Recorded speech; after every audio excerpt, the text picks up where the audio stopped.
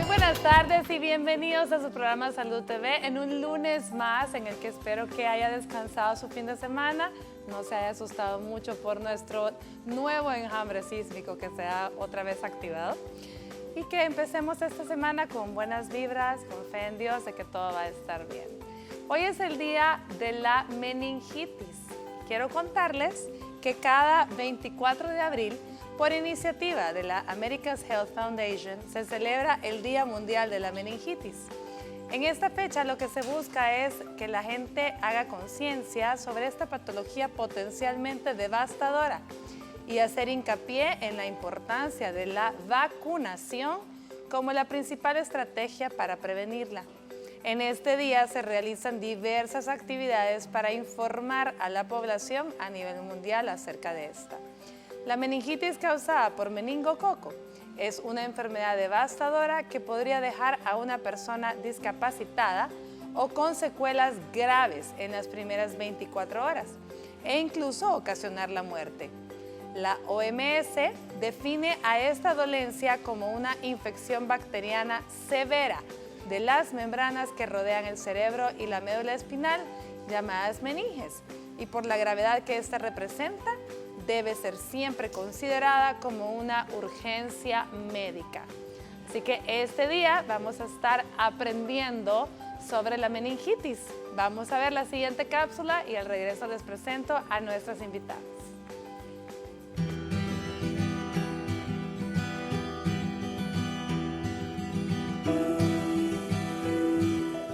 La meningitis es la inflamación del tejido delgado que rodea el cerebro y la médula espinal, llamada meninge.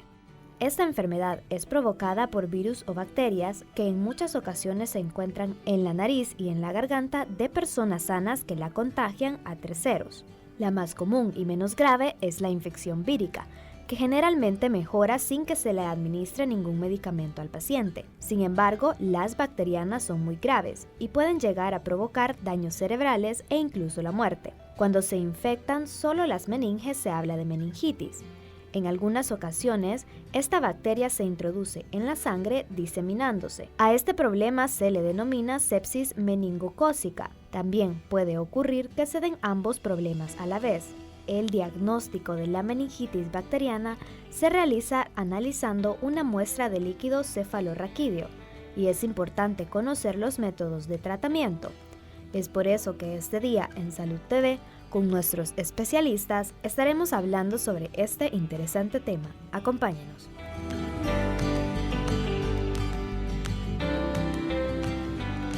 Y vamos a darle la bienvenida a nuestros invitados. El primero de ellos, nuestro especialista en bacterias, virus y todos estos bichos que nos provocan enfermedades, el doctor Iván Solano. ¿Cómo estamos, doctor? Hola, Elisa. Buenas tardes a los televidentes. Un placer nuevamente estar acá y poder hablar también de la importancia del diagnóstico temprano, pero más que todo en la prevención que podemos hacer de estas infecciones del sistema nervioso central, conocidas como meningitis. Claro, como siempre vamos apostando a la prevención y también necesitamos la presencia y por eso le damos la bienvenida de nuestro neurólogo amigo, el doctor Mauricio Palacios Marchesini. ¿Cómo estamos, Mauricio? Bienvenido. Bien, muchas gracias una vez más para poderles ayudar en lo que sea en tu programa. Muchísimas gracias por aceptar como siempre la invitación. Bueno, estuvimos escuchando ahí que son las meninges, pero más o menos recordemos qué partes cubren las meninges, Mauricio. Cuando hablamos de meningitis, exactamente cuáles son todos los órganos que se pueden ver afectados a través de la inflamación de esta capa. Pues las meninges son 3 capas que envuelven al cerebro principalmente, pero que bajan también por la columna y envuelven la médula espinal. Cuando se da una infección, ya sea de tipo bacteriana o viral, estas membranas tienden a inflamarse, pero no son las únicas que se ven afectadas. También se habla de lo que se llaman meningoencefalitis y aún las meningitis bacterianas tienden a afectar el cerebro. No es como que queda circunscrito a la membrana, puesto que posterior a estas infecciones podemos ver en el transcurso de la enfermedad infartos cerebrales, podemos ver vasculitis de los vasos sanguíneos principales del cerebro, podemos ver la formación de abscesos dentro del cráneo. Entonces, si bien la infección por el nombre pareciera que solo son las membranas. Exacto, circunscrita a las membranas, esto no es cierto, sino que siempre tiende a afectar otras estructuras del sistema nervioso, principalmente médula espinal y cerebro.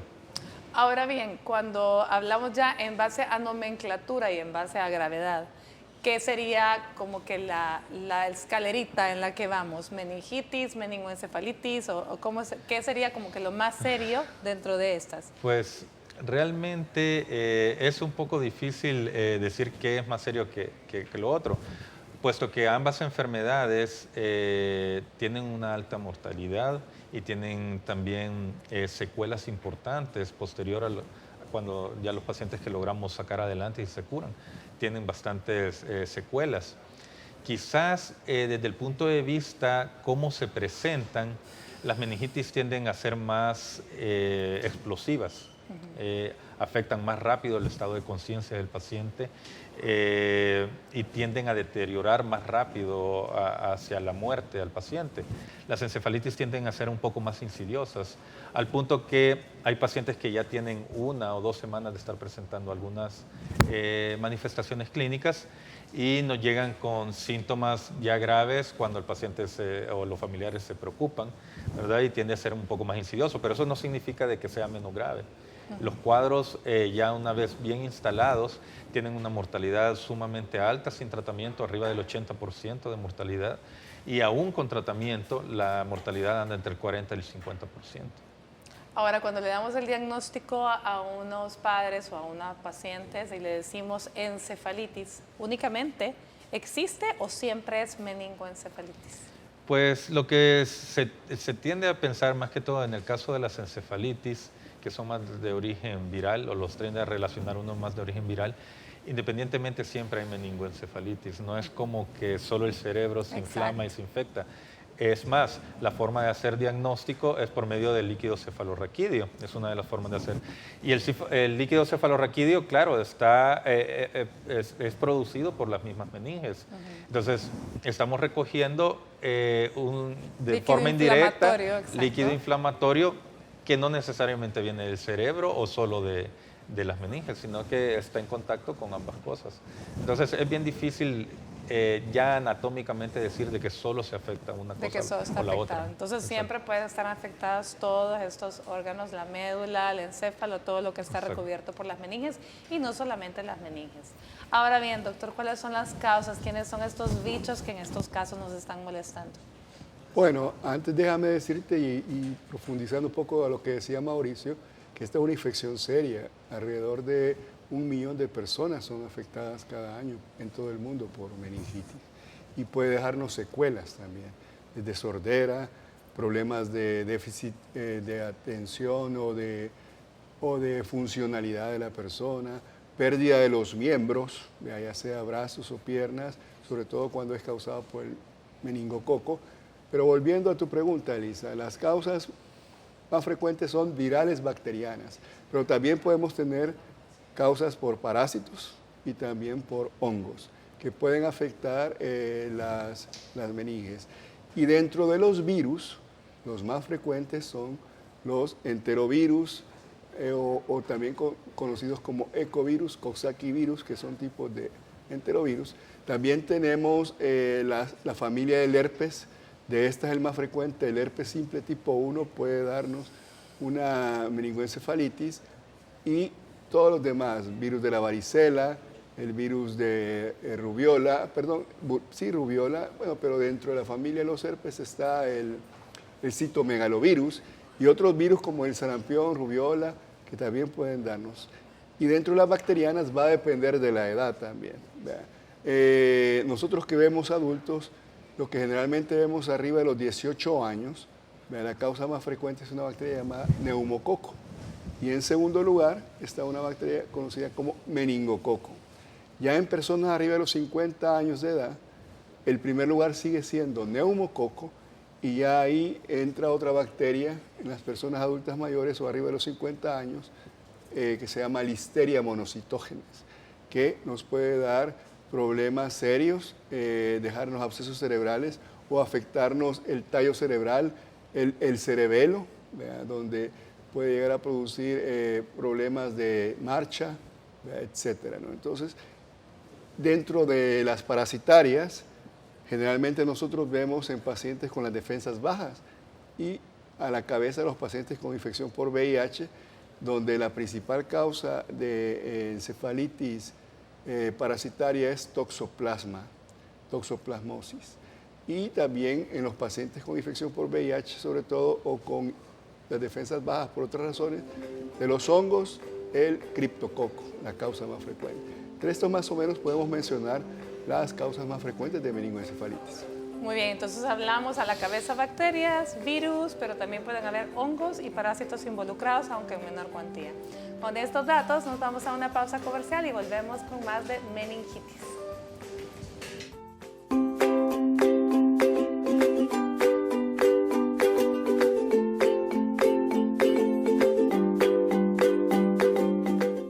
Estás viendo Salud TV.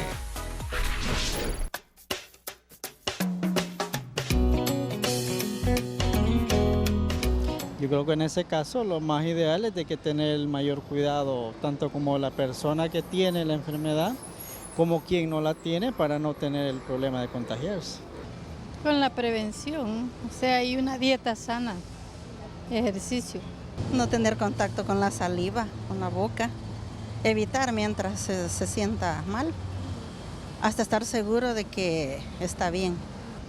Yo digo que poniéndose mascarilla.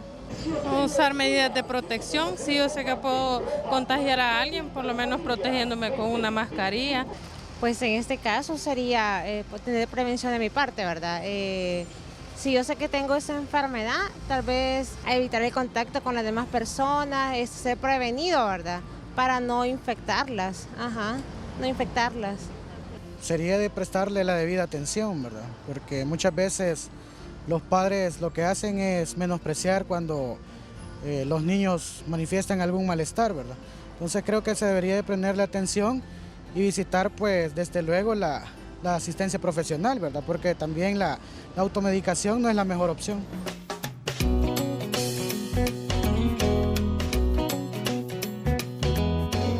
Gracias a las personas que muy amablemente respondieron a nuestro sondeo. ¿De qué forma podemos prevenir? De eso lo vamos a estar hablando más adelante acá con nuestros especialistas.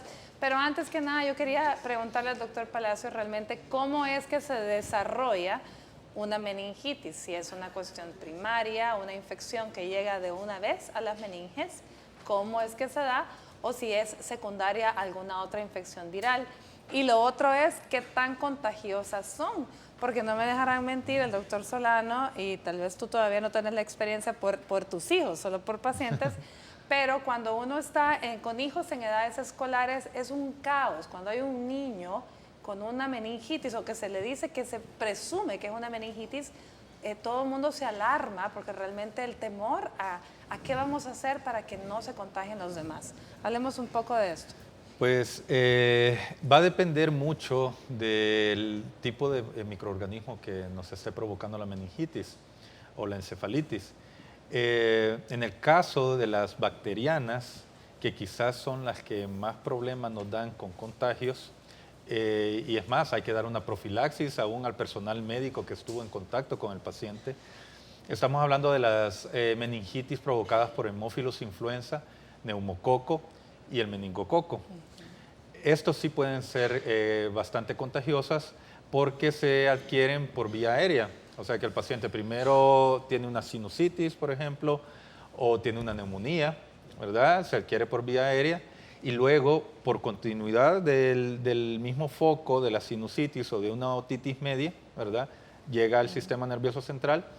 O en el caso de las neumonías, el microorganismo logra pasar hacia la sangre, del pulmón a la sangre, y viaja por vía hemática hasta llegar al sistema nervioso central. Claro, todas estas que se adquieren por vía aérea sí son contagiosas, ¿verdad? Son altamente contagiosas y por eso quizás antes de que salte la alarma hay que saber qué lo ha provocado, especialmente en el caso de la meningitis provocada por meningococo, que se da en brotes. Estas sí son altamente contagiosas y tienden a afectar la piel y lo que mencionaba el doctor Solano, que pueden dar una vasculitis generalizada, no solo en el problema cerebral, al punto de perder miembros, ¿verdad? Entonces es importante saber quién lo ha provocado, porque están las encefalitis, que las más frecuentes, como decía también el doctor Solano, está el herpes simple. El herpes simple lo adquirimos todos en la infancia, que es lo que normalmente la gente le llama fuego, ¿verdad? Todos lo tenemos en la boca y por algún motivo de repente brota en las mucosas orales, puede brotar también en el oído y en el peor de los casos migrar hacia el sistema nervioso central. ¿Por qué a alguna gente le da la encefalitis y a otros no? Cuando todos lo tenemos en la boca, pues no lo sabemos. Pero en ese caso no es contagioso, ¿verdad? Igual el herpes zóster, que es el de la varicela. Ya cuando es herpes zóster, que no es una varicela generalizada en toda la piel, sino que solo en una rama de algún nervio o que se va al encéfalo, pues entonces está localizado solo ahí y no se contagia a otras personas. Entonces lo principal es averiguar qué es lo que está pasando en el paciente, qué microorganismo, para ver si es necesario dar una profilaxis o no a las demás personas que han estado en contacto. Y si me permite, Elisa, también un poquito otro mecanismo que podemos adquirirlo, ya lo digo, de los que ya mencionó el doctor Palacios, también es de secundario a un golpe en la cabeza que haya sido suficientemente fuerte, que hayamos tenido fractura del cráneo o exposición de los huesos craneanos, porque por ahí microorganismos de la piel y del cuero cabelludo en este caso pudieran llegar a darnos. Y también están las meningitis asociadas a infecciones a cuidados de la salud, es decir, aquellos que las adquieren en los hospitales porque por una u otra razón ese paciente hubo que ponerle un dispositivo para contrarrestar hidrocefalia y ponerle catéteres y por ahí puede penetrar también la bacteria. ¿Infecciones dentales pueden llegar? Pudieran llegar en el caso de una endocarditis, pero no es lo más frecuente. Ahora, también decir que en cuanto a veces, ya decía también el doctor Palacios, el temor que genera en la familia y en los médicos también cuando se da un caso de meningitis. Ojo, no todos los pacientes con meningitis bacteriana, la gente que está alrededor de él va a recibir profilaxis. Solamente es cuando es meningitis por meningococo. Y también van a recibir antibióticos, no aquel que iba pasando por cercano al paciente, un trabajador de la salud que iba pasando por el área donde estaba siendo atendido el paciente, que va a recibir la profilaxis. No, es aquel que ha estado en contacto directo. Por ejemplo, el médico que ha examinado al paciente, la enfermera que le ha tomado vena, etc. Y los familiares también no son los primos, los tíos que no viven con el paciente, sino que los que viven dentro de la casa y que han estado en mayor contacto con este paciente. Ellos son los que deben de recibir antibióticos para evitar que no vayan a desarrollar la enfermedad. Y en caso de brotes, por ejemplo, que el meningococo es muy frecuente en personas, estudiantes universitarios, ¿verdad? O personas privadas de libertad o personas militares que están en cuarteles donde están hacinados, ¿verdad? Y como es muy frecuente también la forma de transmisión por las gotículas respiratorias, pues ellos, por eso es que generalmente se puede dar en brotes, ¿no? Y debemos de pensar en esta enfermedad cuando aparece un paciente con meningococo, ver si no hay otros alrededor que puedan venir e investigar como médicos si no hay otros casos de meningitis por meningococo. Muy bien, entonces por los sitios por donde puede entrar, dijiste, puede ser la piel, ¿verdad? Pudiera ser, quizá la vía más frecuente es vía respiratoria. Vía respiratoria, por otitis y sinusitis y neumonías. Quizás es lo más frecuente. Es lo más frecuente, pero también puede ser a través de piel. A través de cualquier otro, piezas dentales, piel o alguna fractura directamente que exponga ¿Fractura o lesión en cuero cabelludo, según entiendo? Sí, o a veces también cuando hay personas que tienen salida de líquido cefalorraquídeo a través de por traumas craneanos. Por traumas craneanos importantes, por ahí puede ser otro foco de entrada. Acabamos de tener un muchacho de 22 años con una sinusitis mal cuidada, como decimos, y terminó con una meningitis más abscesos cerebrales, que gracias a Dios, a la consulta temprana que tuvo y al manejo con los antibióticos, pues, y a la juventud, porque yo siempre digo juventud de vino tesoro, salió adelante sin ninguna secuela, a pesar de que desarrolló múltiples abscesos cerebrales el paciente. Definitivamente la juventud y de Dios y los cuidados médicos a tiempo. Hablemos de los síntomas, de los signos y síntomas, Mauricio. Ahora, con respecto a eso, ¿cómo identificar cuándo ir al médico? Hay prácticamente una tríada que es dolor de cabeza, fiebre y vómitos sin náuseas, ¿verdad? Que es lo que llamamos vómitos en proyectil. Un paciente que llega con esta tríada no es un dolor de cabeza que uno debe dejar pasar como una migraña o algo, uno debe consultar inmediatamente.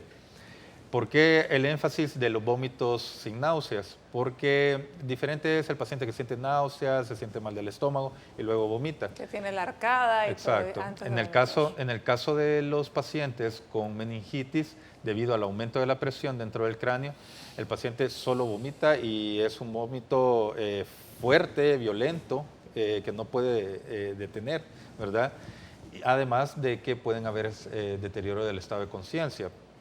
Pero quizás lo principal es que frente a fiebre, dolor de cabeza importante y vómitos con exacto, con signos de que un vómito en proyectil, hay que consultar. Ahora, ya en el examen físico que nosotros hacemos, pues ya logramos detectar signos como rigidez del cuello, ¿verdad? Debido a que las meninges están inflamadas, el paciente trata de evitar estirarlas más, entonces no permite que se le mueva el cuello, o cuando se le sienta, ¿verdad? El paciente tiende a flexionar las rodillas para evitar esa elongación de las meninges que le produce más dolor de cabeza. Otras cosas que son extracraneales, que lo que mencionábamos con la meningitis por meningococo, que pueden salir lesiones en la piel, ¿verdad? Lesiones purpúricas en la piel, ¿verdad? También el antecedente de alguna infección previa de la vía aérea superior o los pulmones. Y quizás con respecto a lo del dolor de cabeza, un dolor de cabeza que no es el ocasional, el que el paciente puede identificar como su dolor de cabeza normal. Tuve un paciente hace unos cuantos años que él ya había tenido una meningitis. Venía de un vuelo, cuando se bajó del vuelo venía con fiebre, con mucho dolor de cabeza. Ya lo habían evaluado otros médicos y lo habían catalogado como otra infección. Pero cuando me llamaron y que lo examiné y que lo interrogué, él me fue bien enfático en decirme, este es el dolor de mi meningitis que tuve hace 10 años. El paciente supo que no era un dolor de cabeza normal, ¿verdad? El paciente logra identificar que no es su dolor de cabeza, aunque sea migrañoso. El patrón normal de dolor de cabeza. Exacto. Bueno, vamos a ver en la siguiente cápsula la doctora Beatriz Córdoba. Ella es audióloga. Nos habla sobre los tipos de sordera ocasionada por meningitis. Y luego vamos a una pausa y volvemos.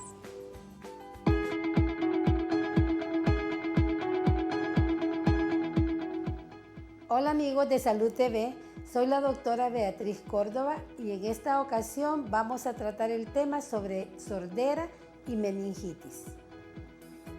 La meningitis es una enfermedad potencialmente mortal que afecta a niños y adultos. Hablando de hipoacusia, es una enfermedad responsable del 6% de las sorderas en los niños. Y se dice que del 40 al 50% de los niños sobrevivientes de meningitis presentarán una sordera que afecta al oído interno y en forma bilateral, ambos oídos. Esta secuela es importante reconocerla e identificarla porque afectará el desarrollo normal del lenguaje en los niños más pequeños y también perderá el lenguaje en la persona, en el niño mayor o adulto que de alguna manera ya tenía su lenguaje desarrollado. Sin embargo, hay que reconocer que esta secuela puede ser tratada con éxito si se evita una de las secuelas más importantes de la meningitis, la osificación de la cóclea. En términos de 6 semanas, una de las consecuencias de la meningitis es que el daño a la cóclea permitirá la formación de un hueso duro y osificará esta cóclea, que no permitirá, digamos, paso a un dispositivo electrónico o electrodos que llevan los implantes cocleares y que son de alguna manera la única alternativa para las sorderas post-meningitis. Si su niño o usted han sufrido de meningitis, recuerde que tenemos un tratamiento disponible para mejorar la capacidad de audición. Recuerde también que la meningitis puede ser prevenible a través de vacunación en un gran porcentaje de casos. Para Salud TV, soy la doctora Beatriz Córdoba y nos vemos en la próxima.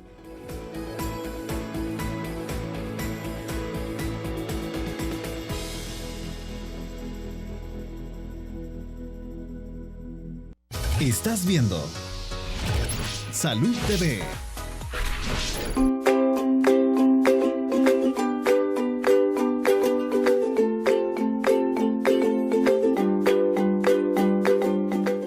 Buen provecho a usted que está almorzando y un saludito ahí a toda la gente que nos está viendo a esta hora y permite que lo acompañemos mientras ingiere sus sagrados alimentos. Gracias de verdad. Estamos hablando de meningitis y quisiera que habláramos un poco del diagnóstico, pero para hablar de diagnóstico no solamente hablamos de pruebas de laboratorio y de gabinete, sino más bien el cuadro clínico tiene, lo que en medicina siempre llamamos, toda enfermedad tiene viral o bacteriana, tiene un periodo de incubación, un periodo, el que pasa entre el momento en que usted se infecta al momento en que comienzan los síntomas. Hablemos un poco de eso, doctor Solano. Bueno, ahí va a depender de la causa, sobre todo las infecciones virales, como lo dijo en un principio Mauricio, son un poquito más lentas en desarrollarse. El cuadro puede andar una semana de síntomas de fiebre, dolor de cabeza, y uno de los síntomas diferentes a la meningitis, sobre todo, es que la gente o los niños en este caso bajan su nivel de actividad normal y los adultos pueden desconocer a sus familiares o comenzar a hablar incoherencias, a decir cosas que no van con lo que le están preguntando. Entonces, las infecciones cuando es por virus generalmente son un poquito más largas. Las bacterianas, esas sí son sumamente cortos el periodo de incubación. Generalmente en 24, 48 horas un paciente que estaba bien puede estar en riesgo de muerte. Y yo recuerdo un caso que nosotros tuvimos en el cual un señor de 72 años, 48 horas antes de consultar, estaba muy bien. Era el típico abuelo salvadoreño que se encarga de llevar y ir a traer a sus nietos al colegio. Pero en 24 48 horas había desarrollado una meningitis por el neumococo que lo llevó a ser una persona, a estar ingresado en UCI por más de un mes, en la unidad de cuidados intensivos, que logró salir adelante, pero en 48 horas, increíble, con la primera tomografía que se le tomó, ya tenía múltiples infartos, es decir, muertes cerebrales en pequeñas partes, en pequeños pedacitos del cerebro, como que si tenemos un queso Roquefort, para que me entienda la gente, de pequeñas manchas en el cerebro. Y eso hizo que esa persona se fuera a su casa, pero sin habla, solamente respirando por sus propios medios, pero no hablaba, no escuchaba probablemente, ¿verdad? Y así pueden ser de tan abruptos y agresivas las meningitis bacterianas. Por eso es importante, como dice la campaña del Día Mundial de la Meningitis ahora, es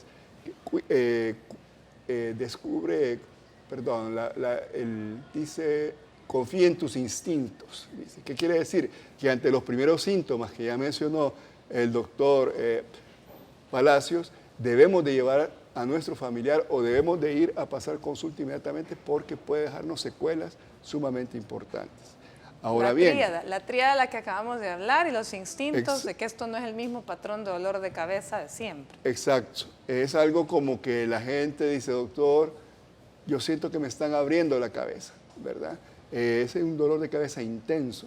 Además se puede agregar que la luz me molesta, lo que llamamos nosotros fotofobia. Queremos estar, no movernos, ¿verdad? Y en los niños dejan de lactar, dejan de mamar, ¿verdad? Se ponen irritables, ¿verdad? ese tipo de síntomas puede ser lo que nos van a dar. Y hace sospechar al médico, ¿verdad? De qué molestias pueda tener. Tenemos una llamada telefónica, doctor. Veamos en qué podemos ayudar a nuestro televidente. Hola, buenas tardes. Hola. ¿Qué tal? Buenas tardes, doctora. Buenas tardes, señora. ¿Cómo está? Sí, gracias, doctora. Bien, gracias. Mire, dice que la pregunta es que yo tengo una nietecita de 6 años y ella a repetición tiene sinusitis. Entonces ella me la ha ido un otorrinolaringólogo, pero él dice de que el problema es por los adenoides que se le inflaman, pero cuando le da tratamiento como que la niña como que se sanara, por decirlo así, ¿va? Pero hoy, últimamente, ella siempre le ha roncado, pero últimamente dice que le duele la cabecita. Ella dice la cabeza, pero es aquí en frentecito que a ella le duele. ¿Será problema para que ella después pueda tener, como que le pudiera dar una meningitis? Gracias por llamar, señora. Vamos a ver qué consejo le dan nuestros especialistas. Una niña de 6 años con sinusitis a repetición y dolorcito de cabeza. Esto, pues, aquí me va a reforzar más el doctor Solano, pero habría que preguntarle a la mamá la vacunación, porque ahora hay vacunas para neumococo, hay vacuna para meningococo, para hemófilos influenza, que son los principales que producen meningitis a esta edad. Entonces, esta niña debiera de estar, lastimosamente el sistema nacional no cubre todas las vacunas, pero en teoría esta niña debiera de estar vacunada para todo esto, para evitar los cuadros graves de todo, porque no es que no le va a dar una infección por neumococo alguna vez, pero por lo menos cubre contra las cepas que pueden provocar cuadros graves como meningitis. Entonces, como primera cosa, revisar su esquema de vacunación para ver si tiene estas vacunas, ¿verdad? Lo otro es a ver si no hay algún problema anatómico, que como lo que ella estaba diciendo, si las adenoides están muy grandes, pues si hay alguna recomendación de retirarlos o algo para que no esté haciendo infecciones a repetición que pudieran finalmente llevarla a una meningitis. A una meningitis. Bueno, espero, señora, que le haya servido los consejos de nuestros especialistas. Definitivamente hay que reevaluar bien a su nietecita, cuidarla mucho y verificar que tenga todas sus vacunas vigentes. Vamos a ir a una pausa, pero antes quiero que vean a la licenciada Rebeca Fernández Taylor, psicóloga, quien nos habla sobre los trastornos de atención debido a una meningitis.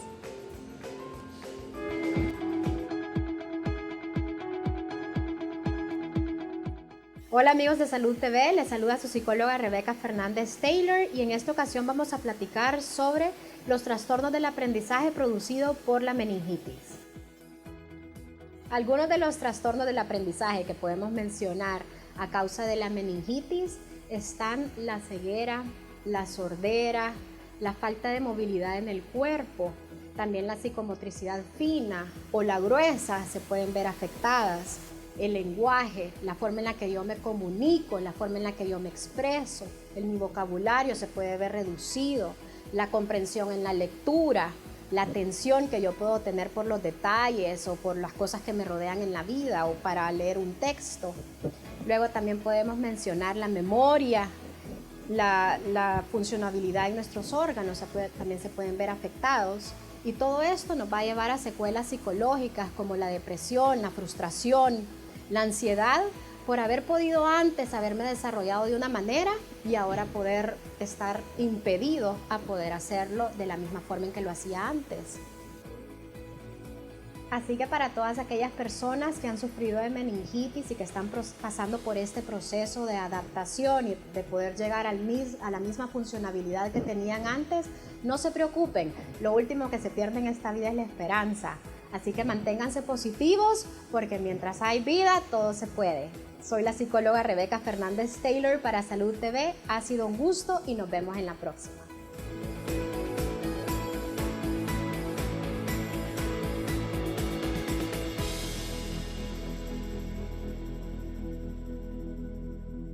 Estás viendo Salud TV.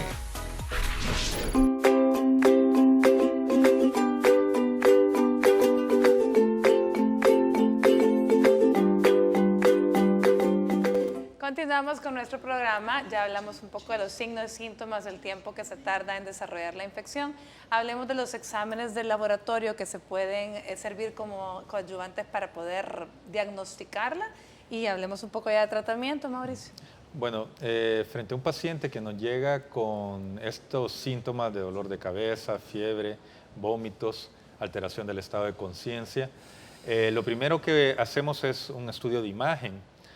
El problema es que no siempre se tiene a la mano estudios de imagen. Por ejemplo, en hospitales regionales fuera de San Salvador no se tienen a veces los estudios de imagen, y no puede uno esperar a mandar a San Salvador al paciente y luego que lo vuelvan a llevar al hospital para comenzar un tratamiento si existe una sospecha de meningitis. Cuando hablamos de exámenes de imagen, estudio de imágenes, estamos hablando de tomografía o resonancia magnética, ¿verdad? Lo más inmediato, la resonancia magnética, es más rápida, ¿verdad? Se hace más que todo para descartar de que no haya ninguna masa dentro del cráneo, que nosotros al hacer la punción lumbar pudiéramos descomprimirla, ¿verdad? Y provocar más daño, en lo que se llama una herniación de las amígdalas cerebelosas. Pero independientemente, si yo tengo la sospecha, no voy a esperar a la imagen si no la tengo a la mano. Debo comenzar tratamiento. Luego, si no encuentro de que haya ninguna masa dentro del cráneo, si he podido hacer el estudio de imagen, lo que sigue es hacer una punción lumbar. En los pacientes también, pues, previamente se hace un hemograma. Por lo general los leucocitos están sumamente altos. En caso de las meningitis bacterianas, en las encefalitis pudieran estar hasta normales. Al hacer la punción lumbar, mandamos a estudio este líquido y también ahí se ven los glóbulos blancos que hay dentro del líquido cefalorraquídeo. En teoría no debieran de haber glóbulos blancos ahí. Al encontrar arriba de 10 glóbulos blancos en el líquido cefalorraquídeo, nosotros pensamos en que puede haber una infección. Se hacen niveles de proteínas también en el líquido cefalorraquídeo, por lo general están aumentados también, y los niveles de glucosa en el líquido cefalorraquídeo, los cuales tienden a estar muy disminuidos, más que todo en el caso de las meningitis bacterianas. Prácticamente con esos dos estudios y la sospecha es suficiente como para decir un paciente tiene una meningoencefalitis o una encefalitis como para poder comenzar un tratamiento. Lo que sí debe de quedar claro, porque tuvimos un caso aún con el doctor Solano hace unos cuantos meses, a finales del año pasado, en que los estudios no salían normales, pero la paciente tenía todos los síntomas del estado de conciencia sumamente alterado, agitado, y lastimosamente ya la habían visto en otro hospital, en un hospital regional, y se había manejado como un caso psiquiátrico. Entonces, al darle el tratamiento, a pesar de que no teníamos una prueba contundente de la enfermedad, vimos de que la paciente finalmente empezó a mejorar, empezó a salir adelante. Entonces, quizás, claro, los estudios que nosotros hacemos son sumamente importantes para orientarnos, pero si existe la sospecha de una enfermedad grave como esta, lo mejor es tratar al paciente y no permitir que se deteriore. Por lo tanto, si no hay un estudio de imágenes, pues ni modo, habrá que hacer la punción lumbar y estudiar el líquido cefalorraquídeo en búsqueda de todo lo que el doctor ya mencionó. Exacto. Para poder iniciar el tratamiento. Y específicamente tratar de aislar, si se puede, un microorganismo del mismo líquido cefalorraquídeo. Del mismo líquido. Pronóstico, Mauricio, y complicaciones. Pues el pronóstico, como les decía, si el paciente ya está muy evolucionado sin tratamiento, el pronóstico es sumamente malo. Con tratamiento, la mortalidad igual anda entre el 40-50% en los pacientes. Complicaciones, pueden haber complicaciones agudas como la formación de abscesos, ¿verdad? Que hacen un efecto de masa que desplaza el cerebro y que puede dañarlo, además de que es una colección de microorganismos que hay que drenar. Entonces estamos hablando de casos quirúrgicos. Exacto. Luego, las consecuencias en niños. Vemos muchos niños que nos quedan con epilepsias, aún en adultos pueden quedar con epilepsias, en los niños el problema de parálisis cerebral, retraso mental, Podemos ver secuelas desde motoras hasta cognitivas, en las cuales el paciente, pues como decía el otro caso el doctor, pues quedan sin lenguaje, ¿verdad? Quedan alimentándose por sondas. Pero cuando el paciente ha consultado tempranamente, gracias a Dios, por lo menos en lo que vamos viendo, hemos tenido buenos resultados. Y sí, quizás lo más importante, como les decía, frente a la sospecha, tratar al paciente con o sin los exámenes. ¿Por qué? Porque, otro ejemplo, un paciente que vi el año pasado también, venía de Florida hacia Ecuador, se subió con dolor de cabeza, en el transcurso de 2 horas, que es hasta aquí, si no hubieran parado aquí porque tenían que hacer ese paciente se hubiera muerto porque no hubiera alcanzado a llegar a Ecuador. Lo bajaron porque ya iba grave, lo vimos en el hospital y el paciente salió sin secuelas. Pero son cuadros que hay que ir rápido. Como decimos, hay que andarle rápido. Bueno, en nuestra sección en Terapia en Casa, la licenciada Daisy Guardado, fisioterapista, nos habla de cómo vamos a hacer la rehabilitación en pacientes con daños cerebrales post-meningitis. Luego vamos a una pausa y volvemos con la prevención en lo último de Salud TV.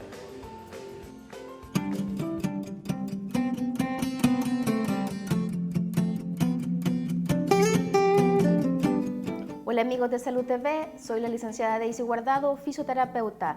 Este día en Terapia en Casa vamos a estar hablando sobre la recuperación en lesiones de daño cerebral. Después que el paciente es dado de alta, se inicia lo que es la rehabilitación en casa, de acuerdo a la severidad o a las secuelas que la lesión haya dejado en cada paciente y después de la evaluación hecha por el especialista o el profesional fisioterapéutico, se inicia lo que es la rehabilitación. Lo principal es trabajarlo primero en cama, donde se trabaja el tronco, que es la primera parte que se recupera en el paciente. Lo que se hace es trabajarlo, digamos, para que el paciente pueda hacer las rotaciones, para que el paciente pueda levantarse, iniciar una independencia para hacer los traslados. También se trabaja lo que es la parte sentado. El paciente puede empezar a trabajar lo que es flexión, extensión, rotaciones de tronco, también trabajar lo que son sus miembros superiores para mantenimiento de todas las articulaciones, evitar que haya una pérdida de masa muscular y también trabajar sus extremidades inferiores, donde son cadera, rodilla, tobillos y pies. También se trabaja lo que es la parte de bipedestación, en el equilibrio, la coordinación con el objetivo principal de irlo introduciendo a la marcha para que el paciente en el futuro logre lo que es la independencia en su marcha, para que la rehabilitación sea efectiva. Nuestro objetivo principal es que el paciente logre su independencia en todas las actividades de la vida diaria. Amigos de Salud TV, recuerden que si usted ha sufrido un daño cerebral, no dude en consultar con el especialista para que le dé un tratamiento específico a su problema. Soy la licenciada Daisy Guardado para Salud TV. Nos vemos en la próxima.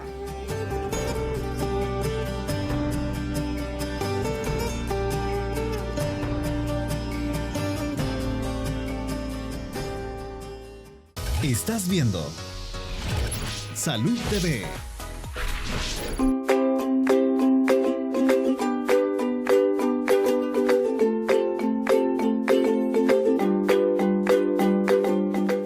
Bueno, gracias por continuar con nosotros y como siempre apostando a la prevención. Hablemos en este último bloque, doctor Solano, cómo podemos prevenir las meningitis.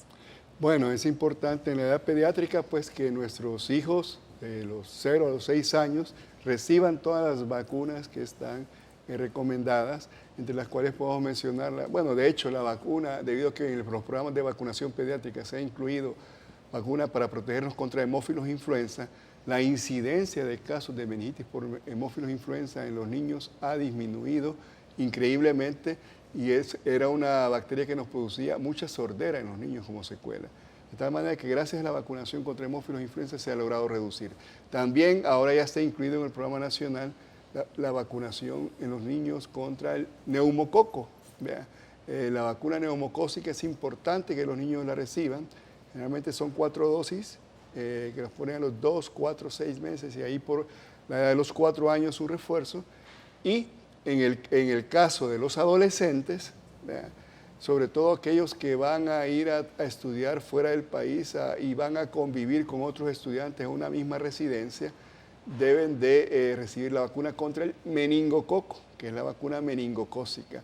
O si nosotros vamos a visitar países donde es muy frecuente el meningococo, que es en el cinturón, por ejemplo, del África, debemos de recibir esta vacuna antes de viajar.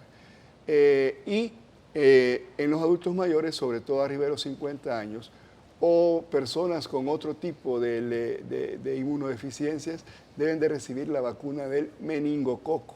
En el adulto mayor, arriba de los 65 años, deben de recibir la neumococo 13 valente y posteriormente la neumococo 23 valente.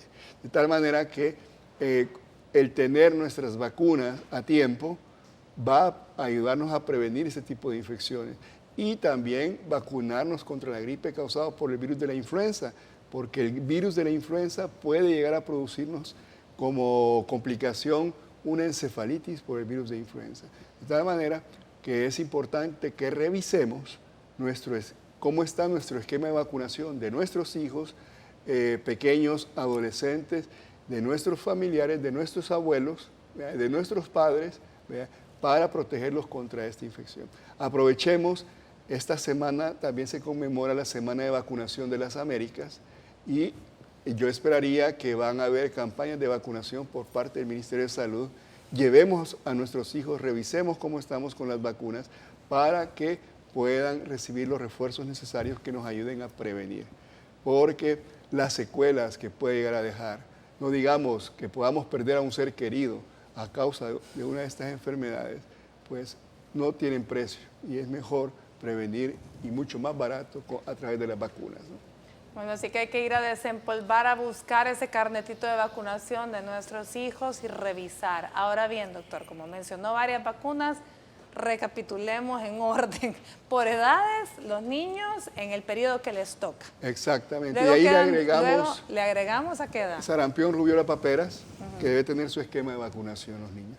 En los adolescentes, que normalmente el adolescente ya casi solo se queda con suerte vacunándose para la gripe. Exactamente, pero debemos de vacunarle contra el meningococo, que es la segunda causa o el agente etiológico más frecuente, el segundo más frecuente en el adolescente de los 18 años hasta los 40 Entonces, años. ¿a qué edad le ponemos esa a los adolescentes y cuántas dosis? Generalmente son una sola dosis, que se pone entre los 14 años, arriba de los 14 años ya se la podemos poner, o aquel que va a entrar a la universidad, cuando o aquellas personas, por ejemplo, que cuando están haciendo trámites de residencia en los Estados Unidos y que son adolescentes, uno de los requisitos que pide la Embajada Americana es que deben de recibir esta vacuna. En esa edad debemos de vacunarnos contra el meningococo. Y en ¿Los el adultos como nosotros? Adultos jóvenes como nosotros. Claro. Siempre, aquí si tenemos condiciones de riesgo, que seamos diabéticos, que no tengamos el vaso porque nos lo quitaron, porque padecemos de insuficiencia renal crónica, porque padecemos de los pulmones, porque padecemos del corazón o del hígado, ahí sí, a cualquier edad debemos de recibir la vacuna del meningococo. O si hemos sido diagnosticados con un cáncer. En el caso de los pacientes con VIH o cáncer, por ejemplo, son dos vacunas, primero la neumococo 13 valente y a los 2 meses la neumococo 23 valente. Y la otra, en el caso de los otros tipos de inmunodeficiencias, se pone primero la 13 valente y al año se pone la 23 valente. De tal manera que lo importante es que llevemos a nuestros familiares, aprovechemos la semana de vacunación que va a haber, que es esta semana, y si no, pues hablar con el médico que a nivel privado pueda ofertarle estas vacunas y recibir las recomendaciones respectivas. Bueno, entonces ya están invitados todos, hay vacunas para todas las edades, solo de ir a revisar los esquemas de cada miembro de la familia. A mí no me queda más que agradecer porque el tiempo se nos ha terminado. Así que gracias, Mauricio, de verdad, una vez más. Gracias, doctor Solano, porque siempre están aquí listos para los televidentes y para ayudarnos a que cada día aprendamos más. Gracias a ustedes que nos acompañaron, porque sin ustedes Salud TV no sería lo mismo. Por hoy nos vamos. Que tengan una linda tarde de lunes. Que Dios los bendiga. Mañana venimos con otro programa.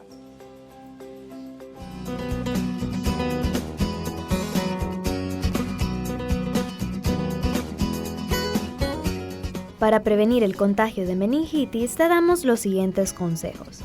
Vacúnate, especialmente si sales del país. La vacuna del neumococo y meningococo ayudan a combatir esta enfermedad. Previene el contagio. Al estar alrededor de personas con meningitis, es importante recibir una terapia intensa de antibióticos para que esta patología no afecte tu organismo. Mantente alerta. Esta enfermedad es altamente contagiosa. Debes estar atento a cualquier anormalidad en tu cuerpo. Recuerda que si presentas algún síntoma relacionado con la meningitis, debes acudir inmediatamente a un médico especialista.